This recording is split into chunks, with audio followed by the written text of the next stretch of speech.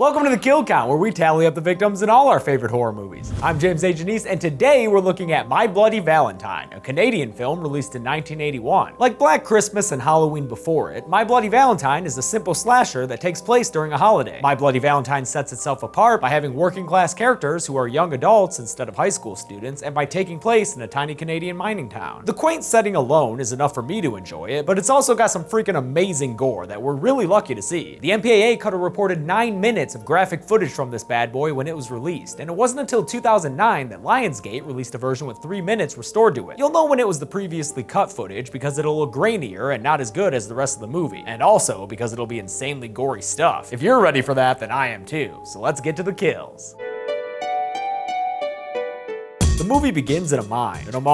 Just when you think you're about to see two good old-fashioned blue-collar miners whistling while they work, one of them starts stripping down, and that bod don't look dopey at all. Before these two can join the Mile Low Club, though, the still properly dressed miner ruins the mood by shoving the lady against some kind of metal rod in the wall, impaling her through the back and killing her a mere 3 minutes into the film. With the opening kill out of the way, we get our drippily animated title card. Copyright 1981 Secret Film Co. It's 2 days before Valentine's Day, and these miners are clocking out for the day. Such dirty boys, better hit the showers. And why not have a slap fight while you're at it? Yeah. While scrubbing down and definitely not looking at each other's dicks, they talk about the town's upcoming Valentine's Day party. Gonna be a hot time on Saturday night! Yeah! They're so eager to get back into town that they wind up doing an extended vaudevillian sequence getting in their cars set to this fucking music.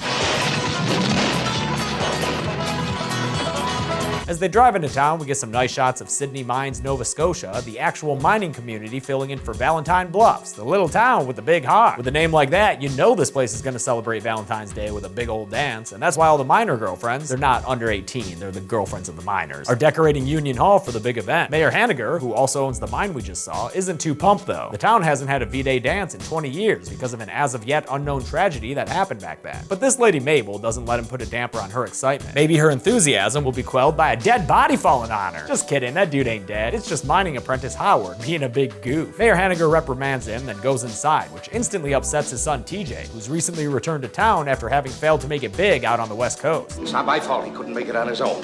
But now that he's back here, he's my son and he's working in the mine. Even worse, TJ's ex-girlfriend Sarah started dating his bro Axel while he was gone. Tough break, dude. On his way out the door, TJ bumps into Chief Newbie, played by Don Franks, who has a ton of fun facts about him. For instance, his nickname was Iron Buffalo, and he was the first voice of Boba Fett when the character appeared in the atrocious Star Wars Holiday Special, which, by the way, you can watch me getting drunk to and making jokes about in a video here. As he and the mayor are leaving, Howard rushes out with a Valentine's Day gift someone left for Papa Hanniger. There's a threatening note warning the mayor not to forget about the past attached to the heart-shaped box, and he may be forever in debt to that priceless advice because inside is an actual bloody human heart. That night at the Cage, a much less kinky bar than it sounds like, bartender Happy gives off some crazy Ralph vibes as he tells the movie's backstory to the audience and this barfly who looks like he stumbled in from a shipwreck. 20 years ago, the town had a big old Valentine's Day dance that was so bumpin', these two mining supervisors dipped out early to hit it up. Since they didn't check the methane levels on their way out, a big explosion happened that trapped 5 miners underground, all while the dance went on and the supervisors laughed and drank. After a 6-week effort to dig the bodies out, the rescuers found one of the miners, Harry Warden, still alive, having survived on a healthy diet of miner forearm. Again, that's the forearm of a mining dude, not of an underage child. Harry Warden went to a state mental hospital, but returned to town exactly 1 year later, celebrating Valentine's Day 1961 by murdering the 2 irresponsible mining supervisors. We only see one of the murders on screen, but since we hear that he cut out both their hearts and left them in candy boxes, and we see 2 bloody boxes at that night's Valentine's Day dance, I'll go ahead and count both of them on the list. The end of the legend is that every February 14th, Harry Warden returns to town and slinks around the Hanniger mine to make sure no one's having any Valentine's Day fun, or else he'll kill him with his pickaxe. Happy warns the kids not to have the dance, but he's not taken super seriously.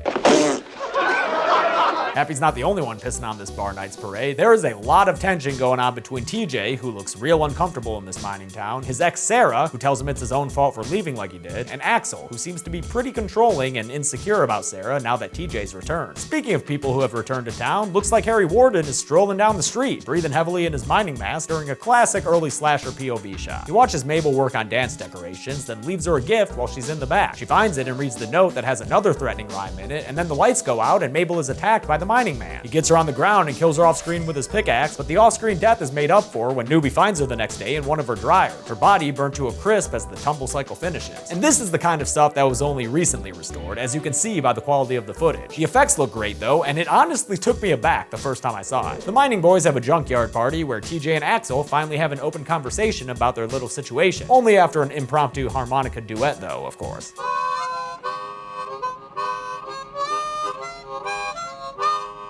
Man, I love Canadians. Axel's position is that Sarah's with him now, and that's TJ's fault for leaving town like he did. While TJ says it's obvious that Sarah really wants to be with him. This is the kind of interesting character stuff that makes me really enjoy this movie. You get the prodigal son aspect of TJ's character and a murky love triangle played realistically. For instance, the next day, Sarah's chatting to her friend Patty about how both dudes kinda suck right now, with TJ always sulking and Axel just being kind of a doucher. Newbie calls the mental hospital that Harry Warden was committed to, but the lady there can't find any records of him, which means he was either transferred, released, or deceased. Between that alarming piece of news and Mabel's perm-pressed body, the mayor orders the dance canceled. Newbie locks up Union Hall and tells the kids that come Valentine's Day, Valentine Bluffs will essentially be the town from Footloose. No dances allowed. The mining boys continue their feud, almost getting into a subterranean brawl before the supervisor breaks them up, and after work, TJ goes into town and friggin' abducts Sarah. Will you stop this? I don't want to go with you. Are you listening to me?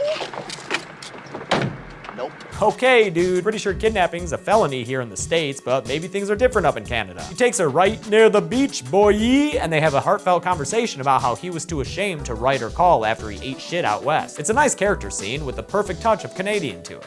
I'm sorry. I'm so damn sorry. And it ends with them kissing on the coastline. At Happy's bar, the kids have the bright idea to have a Valentine's Day party in place of the canceled dance. TJ offers up his father's mine as a location, and the others think that's a great idea. Happy warns them against it, but TJ's all like, dude, can you just fuck off with that Harry Warden shit for just 1 second, please? And they agree with a cheer to party on, Garth. Happy heads to the mining facility, drunk on his own wares, and sets up a little pickaxe prank to get back at the miner bros for making fun of him. He has this compulsion to keep checking it and making sure it works, laughing every time he opens the door like an infant playing peekaboo, but on his last QC, he opens the door to find a miner man and a pickaxe through the throat and out the eye? Holy shit, god damn, that is obviously footage that was cut. And no wonder, that shit looks amazingly disgusting. The next night, the party is on, and you know it's gonna be a good one, because Hollis is already juggling before everyone's through the door. There's a whole bunch of characters here, but aside from our Twilight-style love triad, the jokesters Hollis and Howard, and Patty, who's also Hollis's girlfriend, nobody really makes too much an impression. So when this dude Dave heads to the kitchen to grab a snack, it's no big deal that he's our next victim, with the mining gear-clad killer grabbing him by the head and shoving his face deep into boiling water. Dave gets his head boiled to death alongside some hot dogs, and honestly, boiled Dave face probably tastes better than boiled hot dogs. That shit's gross. Meanwhile, at the police station, Newbie walks outside to find a bunch of stray dogs chomping at a bloody candy box. The note attached tells Newbie that he failed to stop the party, confusing him enough to shout out into the empty night air. What damn party? This damn party, where Howard is snorting soda through his nose, because I guess that passes for entertainment in Nova Scotia. Sarah and Axel get into a tiff, TJ butts in, and when Axel tries to tell TJ off in so many words, Sarah speaks up for herself. Do you mind? I have my own mouth, thank you. She says she's sick of being the Bella of this ball. A plague on both your houses. A full-on fistfight erupts, and Axel's definitely got the upper hand, so it's up to good bro Hollis to break these boys up. Better storm out of there with a super dramatic beer can opening, Axel. Nice, dude. Stick the landing with that door. Perfect. You've earned yourself a private corner cry. Go ahead and get gross with it. When Teach tries apologizing to Sarah, she voices what the audience is thinking. I just don't care anymore.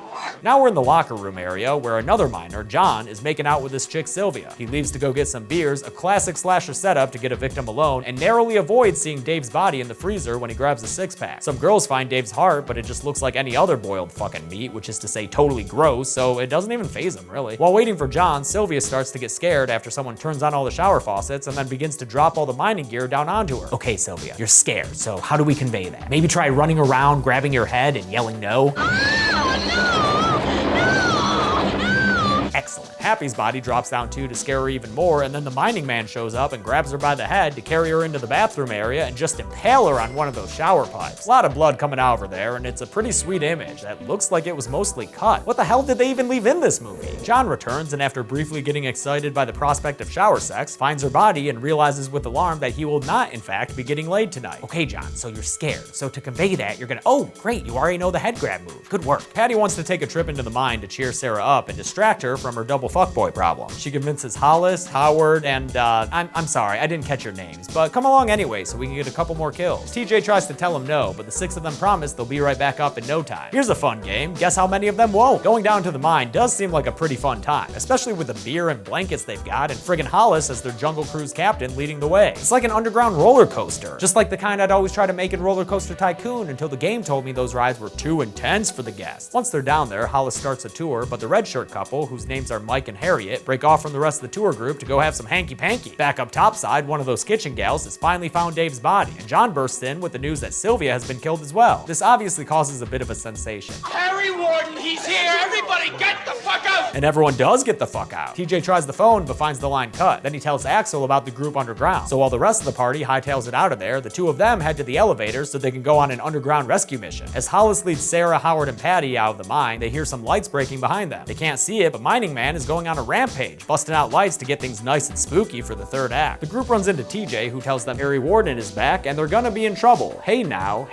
Dave and Sylvia are dead. When Hollis tells him of Mike and Harriet's sexual detour in the mines, they split up to find them, leaving Howard behind to stay with the ladies. Oh, shit. Hollis winds up going the right way since he finds the couple. Dead? They're lying there with a big old drill bit impaled straight through the both of them. A decent kill, but not overly bloody, so why is that footage so grainy? Was that seriously cut from this film too? The Mining Man shows up and loads a nail into a nail gun that he then puts to Hollis's head and shoots. But it's gonna take more than a poke in the head to put down this old dog, so Mining Man loads another nail into the gun, puts it back up to Hollis's head again, and fires a second time. Yep, that ought to do it. Hollis is looking fucked up, but he's able to stumble away and make it back to die in front of Howard and the girls. Great job, Hollis. You probably just scarred them forever. Couldn't have just died back there on your own, huh? The trio sees Mining Man headed towards them in the tunnel, and Howard takes the fuck off. Mining Man goes off into a side tunnel, but Howard doesn't stop booking it, even as Sarah yells after him that he's a coward. Patty goes into hysterics over Hollis's death, prompting a classic calm down slap from Sarah. And then the two of them are joined by Axel, who says it's time to go. No more fun times mine adventures. They're soon joined by TJ, and the four of them start heading out, cause like, fuck Howard, I guess. Meanwhile, the other partygoers have driven into town and given Sheriff Newby the lowdown. When he gets to the mine, he finds that the elevator isn't working, so you know that doesn't bode well for the people 2,000 feet below ground. Indeed, the elevator's all messed up on their end as well, so they realize the only thing they can do is climb the long ladder out of there. Patty has a real hard time of it, but even if she didn't totally suck at climbing, they'd have another problem in their way since a body drops down on a noose right in front of them. It's Howard and his freaking head comes off. Oh shit! More grainy footage, of course, shows his body falling all the way down to the floor of the mine and landing with a pretty sweet thud. Nice reveal of an off-screen kill there. For whatever reason, I'm still not clear here, they decided to just throw all their progress away at that moment and head back down the ladder to the bottom. Their new plan is to get to the rail cars, and Axel takes the lead, promising he knows a shortcut to get there. But after TJ and the girls get a little bit ahead of him, they hear Axel cry out and a big splash in some water. They go back to where they left him, and it looks like the dude fell into this 60 feet deep water.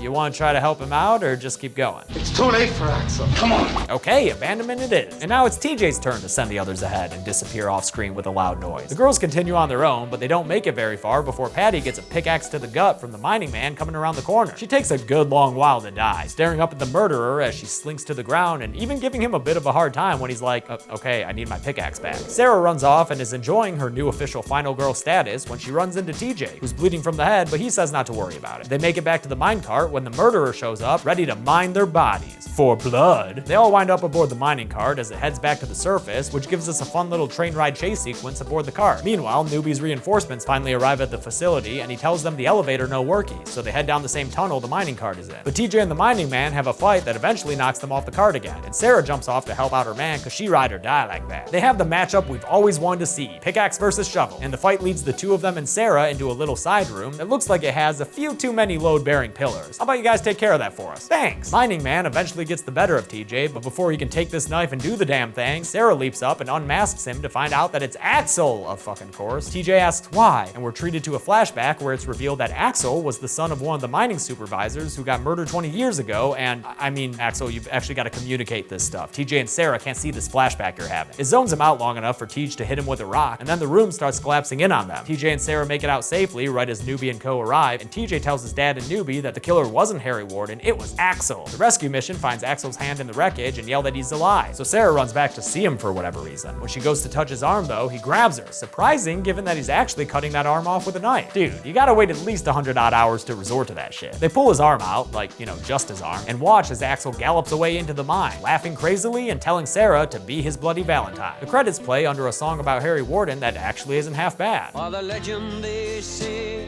on a Valentine's Day. But you didn't watch this to hear the Ballad of Harry Warden, you watched it to see people get killed and their bodies tallied up. So let's check our work and get to the numbers. Hug me, aw. 16 people died in My Bloody Valentine. The victims consisted of 11 guys and 5 girls, a more than 2-to-1 dude-heavy ratio. With a runtime of 93 minutes, that comes out to a kill on average every 5.81 minutes. I'll give the golden chainsaw for coolest kill to Happy. A lot of great deaths in this movie, but Happy's actually made me yell aloud when that pickaxe came out through his eye socket. Dull machete for lamest kill will go to Patty, whose slow lingering death after a simple pickaxe to the gut was a letdown after every other kill was pretty inventive. And that's it. My Bloody Valentine was released in 1981, and alongside Black Christmas, kinda cements my love for early Canadian slashers. And just like with that movie, they did make a remake of this, but I'm sorry, I couldn't find the time to cover that one too this year. But cheer up, Friday is Nightmare 5 The Dream Child, and until then, I'm James A. Janice. This has been The Kill Count. Thanks a lot for watching my kill count for My Bloody Valentine. I want to thank a couple of my patrons like Ryan Witten and Yutaka Tamanaha. If you want to join the Patreon family, click that button that's right over there. Depending on how much you pledge, you get different rewards. For instance, $5 and up gets you early releases of every video. That's why you see comments that were posted the day before a video came out. It's not black magic, it's Patreon. Thank you for watching, and most importantly, be good people.